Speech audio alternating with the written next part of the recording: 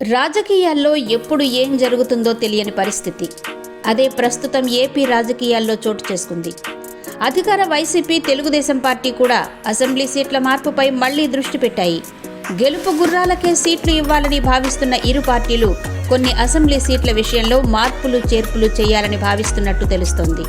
అధికార వైసీపీ ఇప్పటికే మొత్తం 175 సీట్ల అభ్యర్థులను ప్రకటించగా, ప్రతిపక్ష తెలుగుదేశం పార్టీ 128 ఎమ్మెల్యే సీట్లలో తన అభ్యర్థులను ప్రకటించింది. అయితే ఈ పార్టీలు సీట్ల పంపిణీ కార్యక్రమం చేపట్టారు.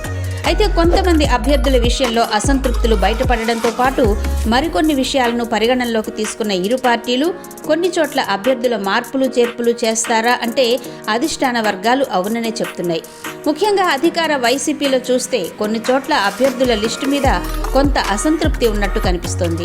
మరికొన్ని చోట్ల సిట్టింగులకు సీట్లు ఇవ్వడం వల్ల గెలుపు అవకాశాలు ఎంత మేరకు ఉంటాయన్నది కూడా పార్టీలో చర్చ జరుగుతోంది. మరోసారి సర్వేలు నిర్వహించి అవసరం అనుకుంటే మార్పులు చేర్పులు చేయాలని అధిష్టానం భావిస్తున్నట్టు తెలుస్తోంది.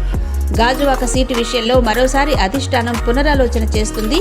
ఆ పార్టీ వర్గాలే ఇది చెబుతున్నాయి.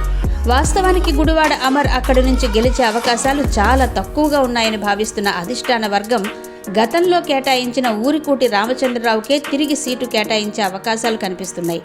ఒకవేళ ఈ సీటు గుడివాడకిస్తే యాదవులందరూ తెలుగుదేశం పార్టీకే ఓటు వేసి గెలిపించే అవకాశాలు లేకపోలేదు. దీంతో పార్టీ వర్గాలు అక్కడ మార్పు చేయాలని భావిస్తున్నాయి. దీంతో పాటుగా తెలుగుదేశం పార్టీ అక్కడ పల్లా శ్రీని కంటే బండారు సత్యనారాయణమూర్తి బలమైన అభ్యర్థిగా భావిస్తుంది. మరి ఇప్పటికే ఈ సీటును శ్రీనివాసరావుకు కేటాయించారు. ఒకవేళ టీడీపీ కూడా పునరాలోచిస్తే బండారుకు ఆఖరిలో సీటు కేటాయించే అవకాశాలు కూడా లేకపోలేదు.